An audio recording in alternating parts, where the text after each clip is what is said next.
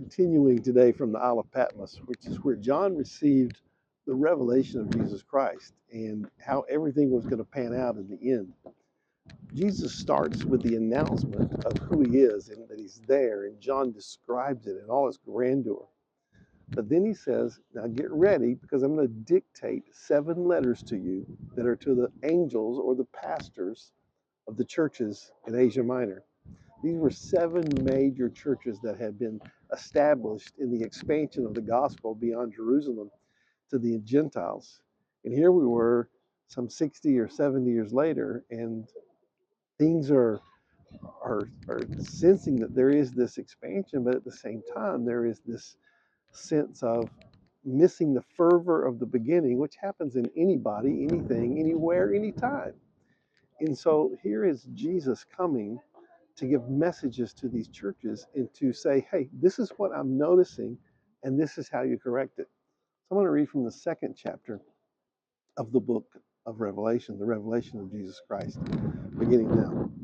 To the angel of the church of Ephesus, write, these things he who holds the 7 stars in his right hand, who walks in the midst of the 7 golden lampstands.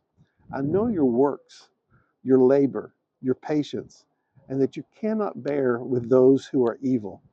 And you have tested those who say they are apostles, and they are not. And you found them liars. And you've persevered, and you have patience, and you have labored for my name's sake, and have not become weary.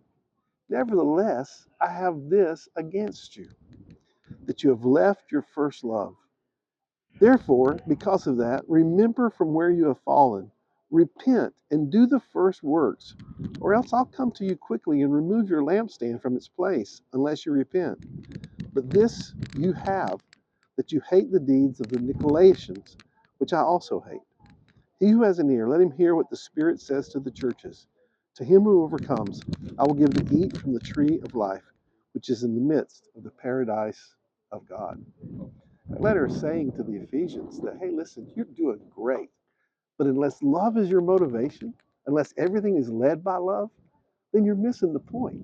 Everything has to be led by love. He goes on to the 2nd church.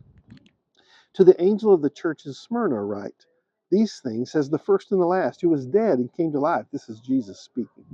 I know your works, tribulation and poverty, but yet you are rich. And I know the blasphemy of those who say they are Jews and are not, but are of the synagogue of Satan. Jesus is pulling no punches here. Do not fear any of those things which you're about to suffer.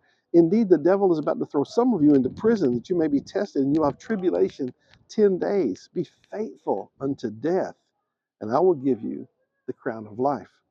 He who has an ear, let him hear what the Spirit says to the churches. He who overcomes shall not be hurt by the second death.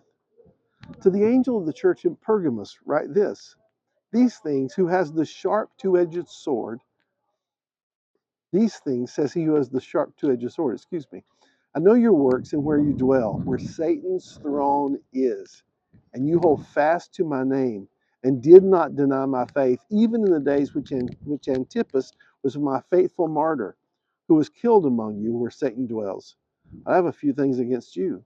Because of you have there those who hold the doctrine of Balaam, who taught Balak to put a stumbling block before the children of Israel, to eat things sacrificed to idols, and to commit sexual immorality. Thus also you have those who hold the doctrine of the Nicolaitans, which things I hate. Repent, or else I will come to you quickly, and will fight against them with the sword of my mouth. He who has an ear, let him hear what the Spirit says to the churches. To him who overcomes, I will give some of the hidden manna to eat, and I will give him a white stone, and on that stone a new name written, which no one knows except him who receives it. And then to the church in Thyatira, write these things to that angel.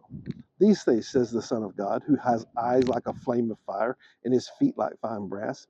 I know your works, your love, your service, faith, and your patience. And as for your works, the last are more than the first. You're doing more than you did before. Nevertheless, I have a few things against you, because you allow that woman Jezebel, who calls herself a prophetess, to teach and seduce my servants to commit sexual immorality and eat things sacrificed to idols. I gave her time to repent of her sexual immorality, and she did not repent. Indeed, I will cast her into a sickbed, and those who commit adultery with her into the great tribulation, unless they repent of their deeds. I will kill her children with death, and all the churches shall know that I am he who searches the minds and the hearts, and I will give to each one of you according to your works. Now to you I say, and to the rest in Thyatira, as many as do not have this doctrine, and who have not known the depths of Satan, as they say, I will put on you no other burden, but hold fast to what you have until I come. And he who overcomes and keeps my works till the end, to him I will give power over the nations. He shall rule them with a rod of iron. They shall be dashed to pieces like the potter's vessels, as I also have received from my Father. And I will give him the morning star. He who has an ear, let him hear what the Spirit says to the churches. I'll come back with the other letters later on, but this just tells us that we're not getting into an easier time. That we're against all the things that these churches were against, and they're against us. And we, in the love for Jesus and love for people, have to overcome and keep our focus on the focus, Jesus. Hey, I'm Phil Underwood, and I invite you to subscribe to this channel. Stay tuned with me. Let's go on an epic journey around the world of faith and see what God has for our design and our divine destiny that's wrapped up in Him.